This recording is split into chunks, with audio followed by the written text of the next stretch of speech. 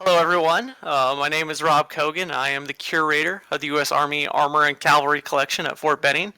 I've been the collection's curator since April of 2018. Prior to that, I was a commissioned armor officer in the U.S. Army for just under 10 years, before being medically retired at the rank of captain. In that time, I served in a variety of positions, including as a tank platoon leader, armored cavalry scout platoon leader, a battalion operations planner, a striker infantry company executive officer, a cavalry troop commander, and finally as an acting battalion executive officer. During my time as a troop commander with the U.S. Army Armor School, I was fortunate enough to become a volunteer with the Armor Collection, and was even more fortunate enough to be asked to apply for the position of curator last year.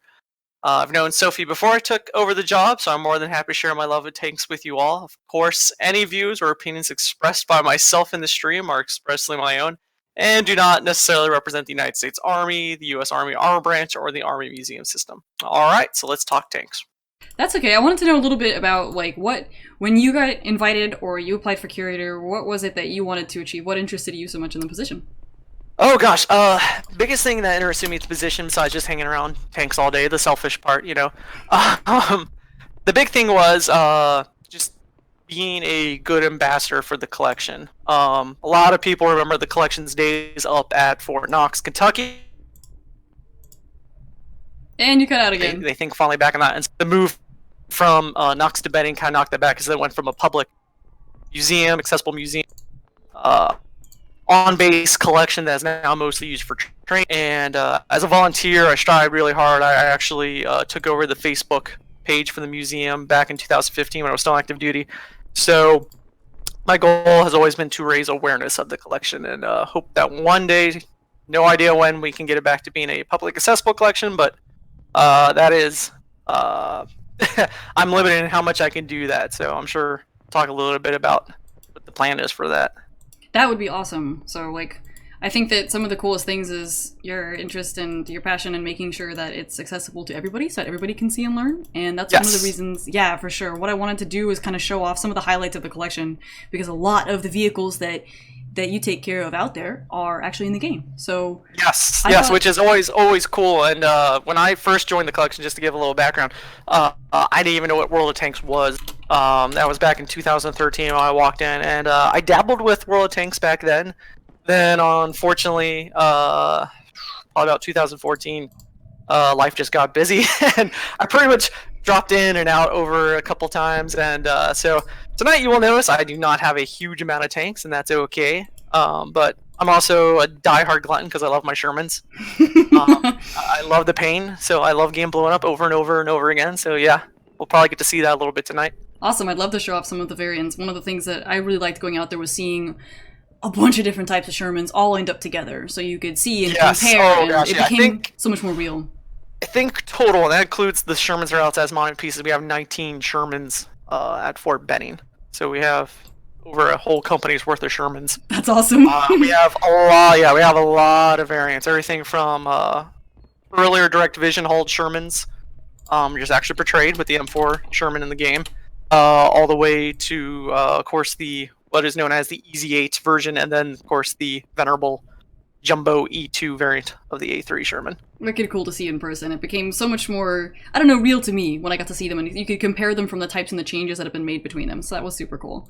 And then one of my favorites that I thought would be fun to play was the Chaffee. That is something that I probably totally wouldn't have paid too much attention to just in my own studies, but playing the game actually got me more interested and raised my Oh affinity yeah, for no, it. it's a sleek little tank, and really represents some of the engineering that was coming about towards the end of the war for the U.S. Army. I think it's along the M26. It's really the transition piece Yeah. where the Army went from pretty much what it had at the beginning was considerably modernizing throughout the whole time, and then the M24 and the M26 really are what they're finishing up the war with, and they're just drastically different. One thing I love to point out. With America's tank technologies, we're starting the war, or when the war started in Europe, before we entered the war, we're using vehicles like the M2 medium tank, and we're finishing, in only the course of about 4.5 years, we're finishing with the M26 Pershing. Oh, yeah. Huge leap in development. We're going from 37 millimeter guns as our main gun to 90 millimeters, which would have never thought of before. That's wicked. It's really cool to see in like a linear form with, I think, with the tech tree and how you can kind of progress along the line. And obviously, it's not perfect, and it's not exactly like, okay, so it doesn't follow tank development exactly along the tech tree line with like different modules and things like that. It's not within each tank. It's not chronological perfect, but it gives you just kind of like an idea, and that makes it so interesting. It makes it come to life. So I thought. I see one question regarding Shermans, if you don't mind. Go for it. Question is, and this is from the chieftain himself, Nick Moran, did that M4A3 HVSS DD tank end up in Benning yet? Actually, I believe it's an A2 variant. I'd have to double check the caliber, but I'm pretty sure I remember it was A2, which we thought was weird because we actually thought then it may have had British use. Then we found out what it was. It's a Aberdeen Proving Grounds tank. Aberdeen did keep some A2 variants for testing. That DD tank, it's actually over at Anniston, Alabama. The Army has a holding depot there, and a lot of pieces around Aberdeen Proving Ground. I believe it's on our second list of vehicles to come over. We actually have about 50 vehicles picked out to come from the Army's collection to come to Fort Benning to join ours. And that tank, I think, is like on the what we'd call like the tier 2. Our tier 1 vehicles are some older vehicles like a British Whippet, 1922 medium. Let's see. The Yogg Panther, of course. So some of the Nashorn. We also have a Nashorn over there that we have already called dibs. Yes, there is dibs with tanks. Excellent. Yeah, we'd love to get it. We've already pretty much signed the paperwork. We're just waiting for the Army to say yes, we have the funding to pay for the trucks to bring them over. That would be awesome. Is that something that would be able to be crowdfunded if the Army says that they don't have the money allocated for that at this time? It gets a little weird because anytime you're working with the federal government, and first and foremost, let me say before I continue that my opinions and views I expressed during the stream are my views and opinions alone, and do not represent the official views or statements of the United States Army, the federal government, Fort Benning, my wife, or anyone else. Just mine alone. Yeah, it's one of those things where even if the funds were raised by the public and given to the Army, they kind of go through like the general Army donation pot, if that makes sense. So yeah, there's been issues with that in the past. The big thing I should point out is that right now, of course, the U.S. Army is going through a tremendous change right now, just spending a lot of resources, both manpower and funding, on modernization, including combat vehicles. And so I can tell you, the Army, from everything I've seen with budget, the Army is throwing everything it can at those modernization programs. So it's not like we're being ignored because no one cares. It's just that there are priorities that are really hard to argue against. I think that's fair enough. So I'm hoping, hoping, once things get settled, some of these programs get off the feet, and then they've talked about eventually getting the vehicles to us. There's also some space issues. We want to make sure that when we do get vehicles over at Fort Benning, if we can put them under cover, we can. And I cannot reveal right now what's going on, but we got some good news on that front. That's awesome. Yes, and like I said, I can't go into too much detail right now. But if everything works out, hopefully within the next 2 years or so, the entire collection will be in a climate-controlled environment. That would be amazing. Yeah. Oh yeah, it'll be the first time, pretty much the entire collection's history, both at NACC and at Aberdeen Proving Grounds, that the Army's armor collection has been protected like that. And some of these poor vehicles have been outside since World War II, and they show it. So oh boy, that'll be the first big step, is getting them out of the elements and protected. If you're cold, they are too. So bring them inside. Yep. We've already kind of started off with. I wanted to play some Chaffee, but it looks like we're already kind of talking about some Sherman and some Sherman variants. Is there one? Yeah. What do you think would be great to show and sort of talk about in battle?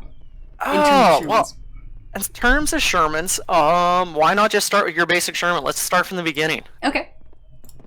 So, I have just a much. Oh, go ahead. That's okay. I just have a regular. It's in game, just regular M4 Sherman. I have the M4 A2 E4. I got everything. And it's interesting because it's listed as let me change my ammo loadout here. I'm going to be bad and get some HVAP rounds because, dang it, that's what we want. Because unlike real American tankers, who actually most of their ammunition issue was high explosive rounds, because that's when they normally used it. Okay. Here in this game, of course, you want more anti-tank rounds. Okay. Armor piercing. And I'm sure at some point I will mess up terribly as far as, you know, what consumables or ammunition I need because the game isms. Life be like that. Yes. So are you ready to go? We can do that. I didn't put any Okay. equipment on it because I wasn't thinking. Let's see. My client is a little bit slow because of the enormous amount of tanks that I have, so it just takes it takes a while. It does. And of course, since you got that big old deputy title, we're gonna get lots of rounds our way. You would be surprised. There will probably be some interesting, sometimes, because sometimes people know what it is and they want to go hard, and then sometimes people don't really get it, so they kind of want to. So the chieftain points out that there is a British Sherman 3, which would be the A2 model, a Sherman, which is the diesel power truck. I do not have one of those, unfortunately. So in-game, let's see. Yes. Let's see what we got. Would that be tier 5? Sherman 3. Yeah, I got one. Let's do that. Go for it. Yeah, then they can all see. Then they can all see the. We'll do it. This will be actually my first time seeing it. Yeah, that's a great idea. Alright, now I have to put equipment back on it. Just, you know. Yep. I gotta load that SSD on here, and I think that'll make a big difference. Of course, to give a history of the Sherman, well, we're gonna need a lot more streams. We can do that. Like it'd be like a month-long college class. No, I'm not qualified. I'm not a PhD. I would highly recommend books like Honeycutt's Sherman book, and then Son of Sherman by Pat Stansel. Really good book if you want to get into the nitty-gritty of Shermans. Okay, is it more of like sort of the development, or is it design features, or what does it include? Honeycutt's book, Richard Honeycutt's archives, which are fantastic. They go into detail on the technological development and then a little bit of the operational use. Son of Sherman, which I mean, they actually use that title to show you that's kind of the sequel. It's more of a walk around, detailed. It's pretty much written with enough pictures that if you look at like one part of a Sherman, you can figure out what month, what factory it was made in, exactly what model. Oh, that's cool. It goes through all these features, and then if you want a good book series on the operational use of the Sherman in Europe, I would recommend Steven Zaloga's book Armored Thunderbolt. And that's a good pictorial history where it's actually more about the development Sherman in the United States, but very, very focused on photos showing the Sherman being used in Europe. Those are kind of like my three Sherman Bibles. Okay. Besides the actual technical manuals. Okay, cool. Well, we'll take them for a little ride. Sure. One thing I will point out, Sophie will be in the British Sherman 3, which is a twin diesel propelled Sherman. I am using what is labeled as the M4 Sherman, but it's actually an M4A1. The M4A1 is a cast hull Sherman. Now, originally the Sherman design was supposed to have a cast, or the rounded hull you see, but it was decided that there wouldn't be enough factories to produce that kind of large casting. So the welded hull Sherman, which your Sherman 3 is, has a welded hull. That actually became the standard M4, and the M4A1 had the cast hull, which is ironic because the cast hull was actually the original design, the T6 prototype. And both of the M4 and the M4A1 used an aircraft radial engine, because at the time, those were believed to be the most powerful engines the U.S. Army inventory had. Plus, they only required air cooling, so as long as you had the ability to pull air into the tank and have it go through the engine to cool it, you didn't require the robust water cooling measures that the German tanks had. Okay, gotcha. Quick fix. That's what I think is kind of interesting, is sort of like the stories along development and how people went to solve problems and sort of the variations. Like, in building tanks, you might have similar problems with different designs, but you're going to go about solving it in different ways. And I think that's sort of the human element of solving these challenges. Yes, kind of, and there's always advantages and disadvantages, and there's engineers paid way more than I will ever be that figure that out. Sure. And sometimes their solutions may not always make sense, and sometimes they don't make sense, and you do need a little feedback from the field. And I think the Sherman's a great example of a tank that was constantly updated as the war went on. Yeah, it's cool to see all the different changes. Like, again, in your facility, to be able to see that in a timeline was super cool.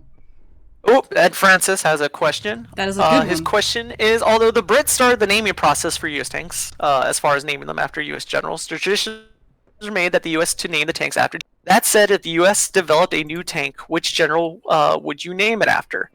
The ironic thing is, I was actually several months ago actually asked by an office in the for ideas for future vehicle names. And there were several. I wasn't the only one that was asked this question. There were a couple names we came up with. I think the one a lot of the people asked we agreed on was Devers. General Devers, his first name's escaping me right now. He took over the armored force after Adna Chaffee Jr. So he was the second commander of the armored force at Fort Knox. Some argue that if Chaffee was the father of the armored force, quote unquote, starting it in July 1940 and creating it, getting it formed up, it was Devers that matured it. So he was the mother, so to speak? Yes. He came on board, he took the youngling that was the armored force, and he grew it into the fighting force for World War II. And so there's been some talk of that he would be an excellent candidate, and I would not disagree. I also recommended Brett, B-R-E-E-T. B-R-E-T-T, Brett. Sereno Brett was a officer in the Tank Corps of World War One, and he actually, after the war was over, he was a Distinguished Service Cross winner. He was actually Patton's, wasn't his second in command, but he was pretty much Patton's go-to battalion commander. And in fact, when Patton is wounded at the beginning of the Meuse-Argonne offense, Brett becomes the brigade commander, and Brett is actually the only leader of the World War I Tank Corps that stayed with the tanks after the war. After World War I, the U.S. Tank Corps is abolished with the 1920 National Defense Authorization Act, and many officers go back to their branches because the tanks go under the infantry branch, not the cavalry branch. So Patton went back to the horse cavalry because pretty much said, I'm not going to get promoted if I stay with the infantry guys because I'm a cavalry officer. So he went back to the horse cavalry, and he actually stayed there through the 20s and into the 30s. Most of the other officers went back to Brett, but Sereno Brett, who had been an infantryman prior to the war, he stayed with the tanks, pretty much knowing he wasn't going to get promoted. He actually got demoted from major to captain and stayed a captain for like 10 more years. And I was a captain for a little over 6 years, and I can tell you that would drive anyone crazy. He actually stayed as like the Army senior tank instructor. He actually was here at Fort Benning when the tanks were here. And when Chaffee actually founded the tank force, Brett was actually made his chief of staff because he was considered to be the expert on tanks at that time. The only reason why you don't hear Brett very much with World War II history and why he's kind of faded from history is he was actually so injured from his years of being on tanks. Even as a instructor in the 30s, he was still driving tanks around, and apparently suffered from a lot of different injuries. And so he was not deployable. During the war, he actually served as a division commander for divisions forming up in the United States. I know he formed up at least one or two at Fort Knox, and then he was dead by 1952, so he was only in his like early 60s when he died. Pretty much tanking took its toll on him. Okay. But great guy to read about. His papers from the 1920s and 30s.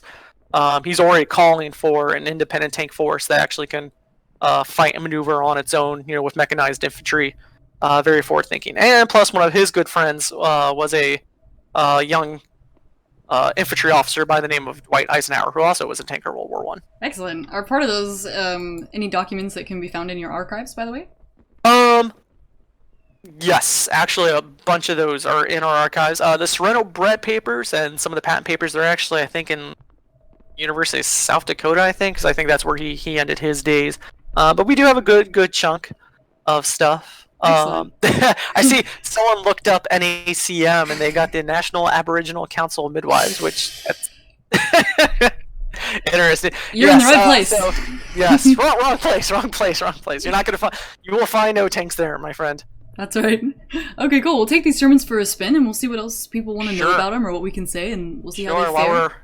We're waiting to load up. We got a question here. Was I ever at Fort Knox? Yes. I arrived at Fort Knox in end of August 2008, and went there right before Christmas. I graduated from Armor Officer Basic, and then I went back after Christmas for a month for what was called Scout Leaders Course, now called the Army Reconnaissance Course. And yes, I spent pretty much every free time I had, which was not much, unfortunately, at the Patton Museum there, walking around looking at the tanks. And little did I know that back then I met my future boss and supervisor. That's awesome. Alright, well, let's have a battle and see how these things go. Let's do it. Let's blow up tanks. Blow up tanks. And hopefully not get blown up too quickly. The battle button is yours, Commander. Oh, did I not hit the... Oh, yes, that's right. I have to hit the battle button. Oh my gosh. Big How red embarrassing. button. How embarrassing. It happens. I had one job. I had One job, Robbie. One job.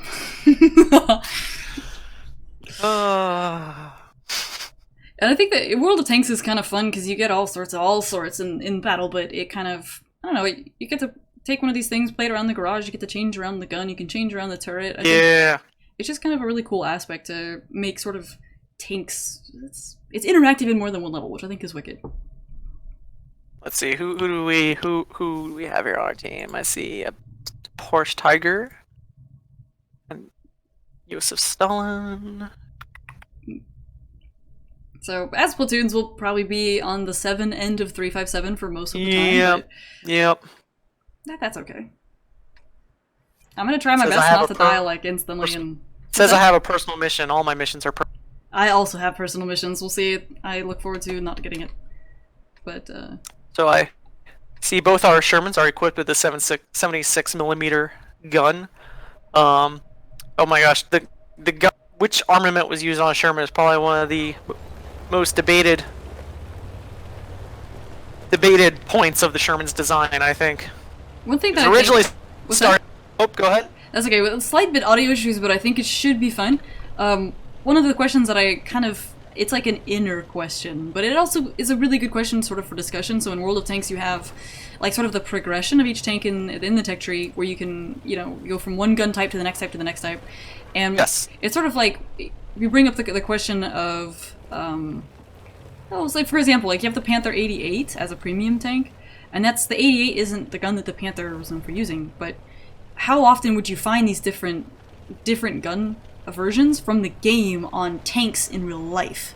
And obviously, like that question's going to depend on the tank, and it can be like a whole ass discussion. But that was just kind of like a concept question.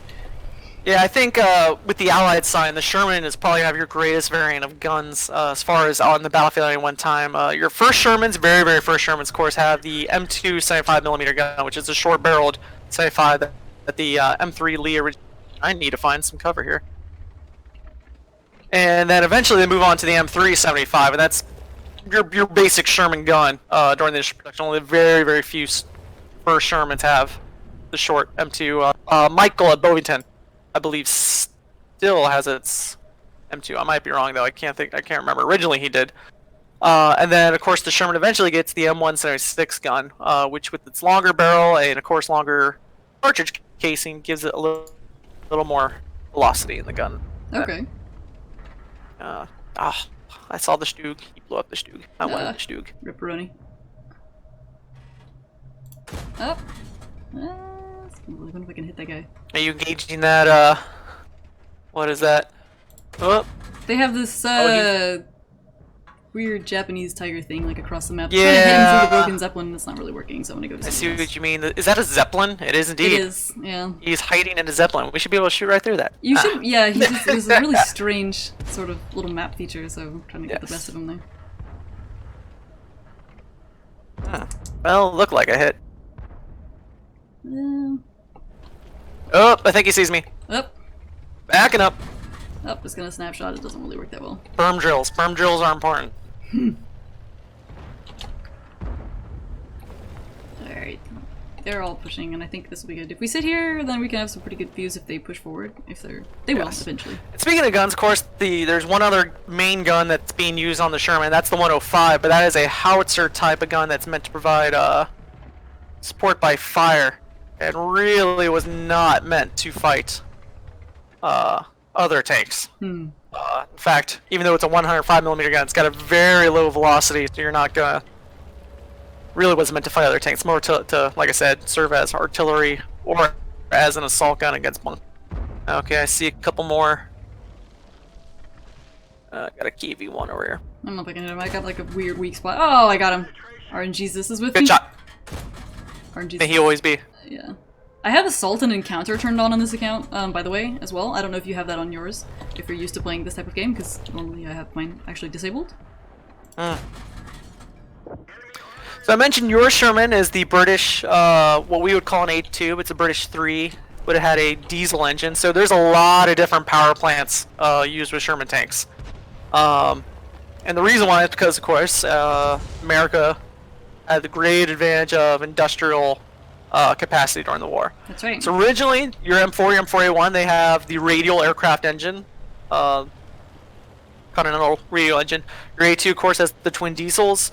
Your A3, which becomes eventually the Army's main type of Sherman by the end of the war, that's going to be with a Ford V8 GA engine, which was originally developed for aircraft. Yes, got a T-34 here. Hold on. Oh, come on. Armor not penetrated. I was playing hide and seek with the Hellcat and lost. Yeah, I gotta back up here. I usually keep Sultan and Encounter off, so sometimes I'm like, alright, I don't really know what to prioritize in terms of this, but hopefully you can tear apart some of these heavies. Woo! Just dodging around. Uh-oh. Did you get knocked out? Yeah, that Hellcat was gonna come back behind you. He was over there and... Uh-oh. Oh, they're behind me. Yeah. They play a little Run bit towards more enemy. aggressively on the side of the map in this version, I suppose. That T-71 is also paying attention. Nope. Ah. I tried to duel the Hellcat, but he had friends. Yeah, he had backup, unfortunately. So. Yep. So I mentioned, let's see, the A3 with its V8 engine. The A4 used 5 Chrysler engines combined into one massive multi-bank engine. It actually required a longer haul. And then you had your, let's see, your A6 with your cast haul. And then there was one more, I want to say, that used, oh yeah, no, that's the A6. It used a Caterpillar diesel engine as well. Okay. Alright, let's see. Oh. And you might wonder, why would America want to use so many engines? The nice thing is, the Germans had ran into issues with producing lots of different vehicles with a limited industrial bases. We had enough industrial base, so we could produce a lot of M4 and M4A1s radial engines. We could produce a lot of A2s, and we could produce them enough that then we could piece them out. So the British, the Russians, the French, all their Lend-Lease tanks were mostly A2s, A2s. Your Canadians also get A2s. A4s get used by a lot of the Commonwealth forces as well. Then A2s also get used by the Marine Corps. So I can't forget the United States Marine Corps, because I'm sure a Marine would burst through my wall and kick me, run out screaming "Oorah!" Steal your crayons. You don't want to get that. Yes, I joke because my boss, the director of the collection, is a retired Marine tank officer. So never take their crayons. If you heard me say that right now, I would get so many looks. Excellent. All right, we'll take your. I guess we'll take your M4 with the first spin along with mine. Yes, and yes, Chief NACC. Yeah, Lendar is the director of the collection. Great guy, extremely knowledgeable. If you want someone to make your head explode with knowledge, it is Len. He is the staff curmudgeon. But he just knows so much. He served, he served for over 10 years, first as a Marine, enlisted, and then NCO field artilleryman with big guns, and then he became an armor officer. And then he actually was a company commander in the 1991 Gulf War. So he actually has a small number of Russian tank, well, Soviet-built tank kills to his credit. Okay. So when he talks about what happens when a tank gets hit, he actually is speaking from personal observation. He knows what he's talking about. Yep. Very cool. So, which tank do you want to do next? Are you just gonna do your M4? Yeah, I thought we'd just kind of roll. Since yours is back from the battle, then figure just keep Yes, rolling. indeedy. Let me make sure. Should be good to go. Yeah. We kind of got to talking about Sherman, so since Yes. When I talk about Shermans, you got to keep me on. We could do a whole ass episode on Shermans, but I think that's actually, people will complain in the game, oh, we already have enough Shermans, but you actually don't have enough Shermans in World of Tanks. You really don't. Yeah, there's you more, really don't. more Shermans. Yeah, I think that would be great, but that's me. Some of the things that it's almost like in my concept of doing like a National Armor Cavalry Collection type of stream in one stream, that would be like, I was kind of considering like an hour, but there are so many vehicles and there's so much that it's kind of like we'd have to do sort of installments. Like even just it's not even reasonable to approach the concept of just a Sherman stream in an hour, even with what World of Tanks, that even if they don't have all the Shermans, there's still like tons of content to talk about that they show from history, from these different sort of development variants. There's enough to talk about, much less like, okay, then you want to get into the big, my favorite, like the big old cast turret prototypes from after that. The big girls, the T girls as we call them. Yeah. They are big. Yeah, that's something that I really credit like World of Tanks for showing me, because I probably would have never encountered that or given a shit, but since it shows it in World of Tanks and they're really fun and they're cool to play, that realizing that they're still around and you're able to see them and experience them in life, like, I don't know, I credit World of Tanks for showing me where to look to learn a lot. So. Oh no, it's true. It's it's a decent... we got Yeah, I'm gonna whoop his ass. So somebody had a question about the Sherman and the auxiliary generator. So how much of advantage does having that play out to be compared to single engine tanks? Well, by auxiliary generator, that's what we call either your pony motor or your what we colloquially call your little Joe, and that's actually a little onboard gasoline powered engine generator. It's very small, fits inside the crew compartment. I can't speak for other tanks during the war necessarily, but with the Sherman, what the advantage of that is, you could keep your main engine turned off, turn on your little Joe, and you could actually then run your radio and, if need be, your turret power off the little Joe. And the advantage of that is you're not running your main engine, and thus you're not consuming as much fuel as possible. That has been a issue for American tanks since the beginning of Dawn, when we came out from the black goo and morphed into proper beans.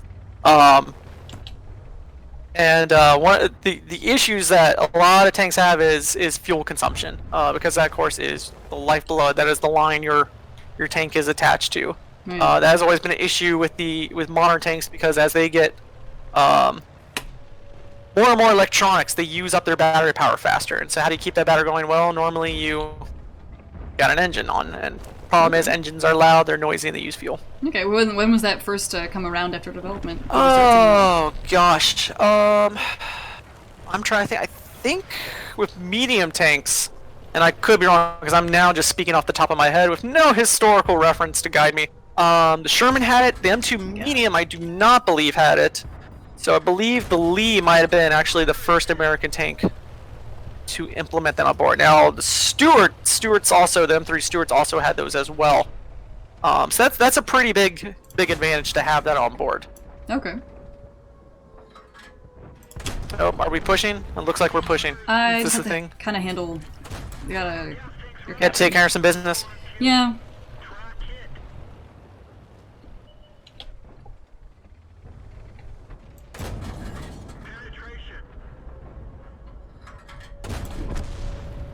Again, a Sultan encounter, so I'm not exactly sure.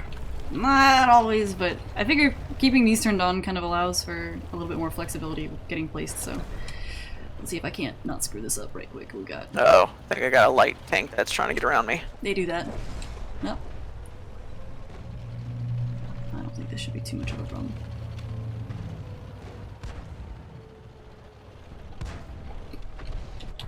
Hey, I got a kill. Nice. I'm sorry, I mean the correct command is target cease fire, driver move out. Oh yeah? Alright, wrap that up. Strunk-dunk. Unfortunately, with the sheriff account, I have a default camouflage, which I was instructed not to change as it will do bad things. Mess up everything? Yes. So mess up everything. I know you. You don't like your tanks with camo. No, I think that if you're gonna have a camouflage put on a tank in the game, it should be the historical version. I believe the term is al naturel. Yes, exactly. Pair natural. But I have the sheriff camo, which is sort of unfortunately standard for the account. But hey, yep. Yeah, that's all right. Top tier Sherman experience. Let's see. There's a plethora. Just even in the American line at tier 5, there's a lot. Oh gosh, yeah. A little bit earlier, we're talking about the M10. And yes. Let's take that for a swing. So you have one of these in the shop, and... Yes, we do. An M10 tank destroyer. I believe ours is an A1, I believe, which is the one, the diesel. A lot of the M10s were diesel variants. Okay. Believe it or not, twin diesels.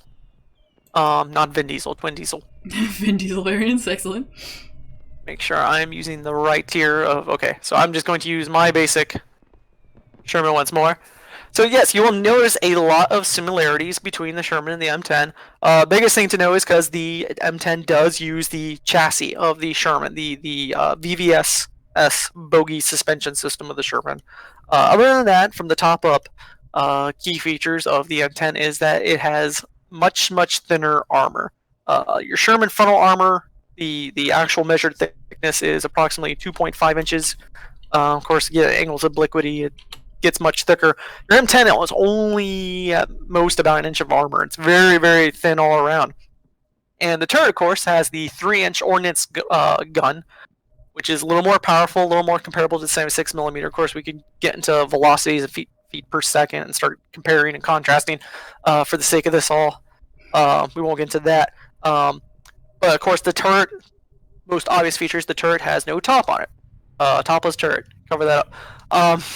That's the lewd. point of it is the M10 designed as a tank destroyer. It's a very different vehicle, and here's the reason why. At the start of World War II, and really for the kind of the throughout most of World War II, we actually had two primary mechanized forces. You have the tank, the armored force at Fort Knox, which is supposed to be your tank and even your armored infantrymen. And then you have the tank destroyer force. And the concept was you would have your armor force, which would be conducting breakthroughs in the lines, point infantry attacks, and then your tank destroyer force, and I'm, of course, overly simplifying everything here. Your tank destroyer force, they were supposed to be a reserve in the back. Their tanks were to be lighter armored, bigger guns. The whole idea was like horse cavalry charging into battle. They would run forward, their greater maneuverability. They would have their bigger guns blow away enemy tanks as they're identifying large formations.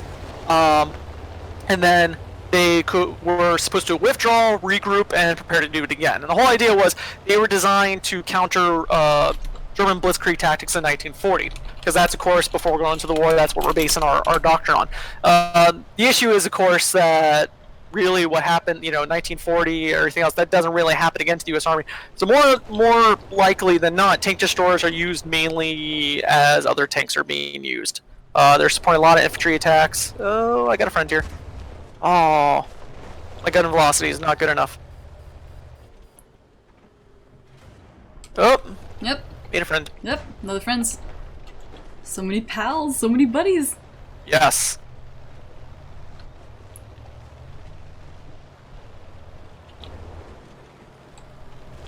Alright, let's see. Sort of a strange map. I don't play low tiers too often and don't quite get to see it, but Oh, you're down here with the peasants here. Yeah, I assume I assume they're going to be making a lot more of like a south push, but we'll see what happens.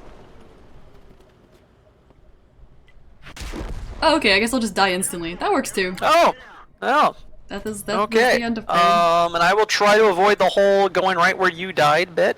probably for the best. There is like an SU-100, like probably sitting here or here.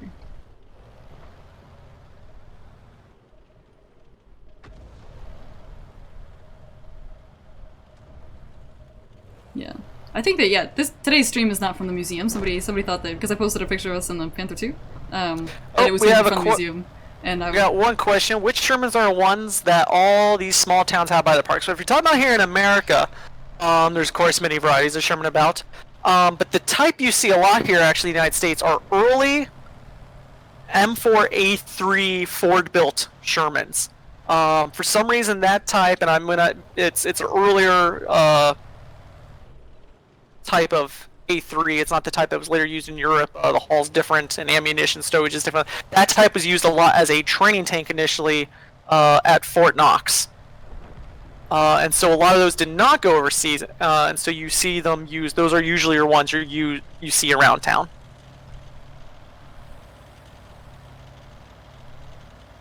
I'm gonna go ahead and say that your Winto camo looks really dope. Mine? Yeah. Simple whitewash, It looks probably. great. Is that something that was common in the war, to actually just do it like that? Whitewash all the way over? Yes. Cool. Yes, and it wouldn't last longer than bother. Well, if it's whitewash, I'm like, that's not gonna be long lasting, but... Yeah.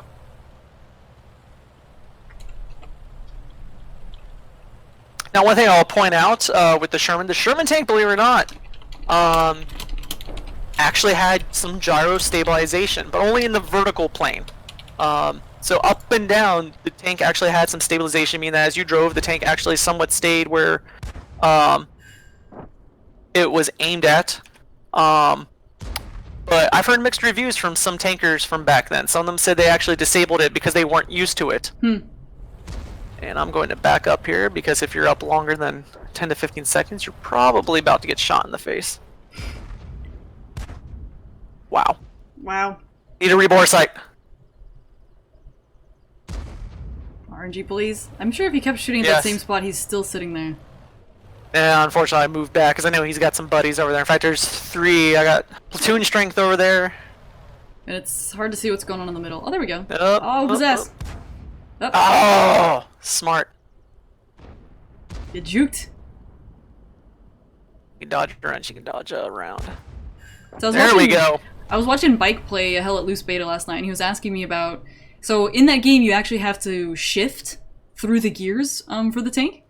Oh my goodness. Yeah, you have you have RPM and everything, so you have to take a look at it. So he's like, okay, going from like 4th gear to say reverse, it's quite complicated. Oh yeah. So That's difficult. yeah, so in a real tank, would it in like an M4, say even just your M4, your standard, like the one we're driving now, what would shifting gears in one of those have really been like? Well, I will say I've never driven a Sherman myself. Sherman's actually not so bad. It had a, I believe it was termed a hydromatic. Oh gosh, there's a Panzer IV out there. Cue music from Fury playing as Oh boy. I start to explode. There's a T-67 behind And you. I was gonna say, the guy in front of me just exploded. Yep. I believe this is where George Clooney says, "Damn, we're in a tight spot." Hey! Oh, rip. Yep. Hey, Yeah. perfect timing. Yeah, that's a tough point. Yeah, but Sherman transmission, I had a pretty good transmission, the hydromatic. Still, it actually, believe it or not, required a lot of muscle power. That's why the Sherman tank, you have the bow gunner. And I won't say this is why, but one of the jobs of the bow gunner is, originally, he was supposed to be the radio man on board the Sherman. However, the bow gunner a lot of times would also help reach over and provide a little extra strength if need be to the Sherman driver or his braking controls. But Sherman transmission is actually pretty good. Now I'll point out, tank transmissions at that time, of course, shifting multiple gears. Case in point, on the Tiger tank, if you ever read Tigers in the Mud by Otto Carius, great book if you want to know about fighting on a Tiger 1. He mentions that a lot of times the drivers were actually who got promoted to tank commander. If you were a gunner and you were a good gunner, you stayed a gunner. I should back out to the garage. And gunners, very valuable, you stay the gunner. If you're the driver, though, you're more likely to get promoted to the tank commander because you know when you can push your vehicle and when you can't push your vehicle. You know where it can go, how fast it can get there, where it can hide, and how you can get it there. Okay. It's always good to have more literature. Do you have a Chaffee, by the way? Chaffee? Oh yes, we do. Our Chaffee, believe it or not, we don't know what it did in Europe, but it was over in Europe during the war, and then after the war, it actually went through a French rebuild. So it actually has French rebuild stamps on it, and it actually has a franc, like tacked onto it in like a hidden spot. It's kind of cool. That's cool. Yes. And oh, my Sherman is still in battle. That's okay. We can do another one. Let's shift. Okay. Let's shift gears. I'm not sorry for the pun, and I never will be sorry. But let's shift gears completely to some of my favorites, and some of my favorites from your collection.